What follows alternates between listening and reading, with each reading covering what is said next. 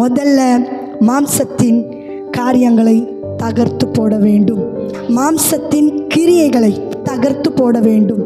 இரண்டாவதாய் நான் வெட்டி போட வேண்டும். நான் கனி கொடுக்கலன்னா கர்த்தர் வெட்டி போடுவார்.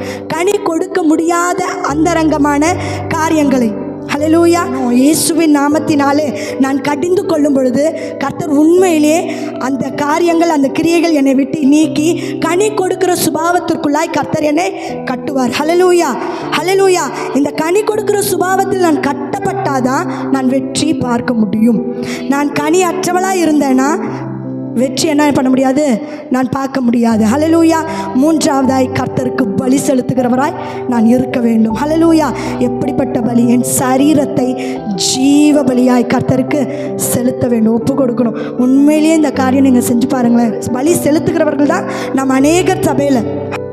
அதை இன்னும் உண்மையாக செலுத்தணும்னா சரீரங்களை பலியாய் கொடுத்து என் உதடுகளாகிய கனியாகிய ஸ்தோத்திர பலியை நான் தேவனுக்கு செலுத்தும் பொழுது, நன்மையானதை நான் செய்து தான தர்மங்களை பலியாய் கர்த்தருக்கு நான் செய்யும் பொழுது கர்த்தர் உண்மையிலேயே என்னை வெற்றி சிறக்க செய்வார். ஹல்லேலூயா. எத்தனை போராட்டங்கள், எத்தனை பிரச்சனைகள், எத்தனை சூழ்நிலைகள் உங்களை சூழ்ந்தாலும் ஒரே ஒரு காரியத்தை செய்யுங்க. கர்த்தருடைய பட்டயம் என்னுடைய பட்டயம்.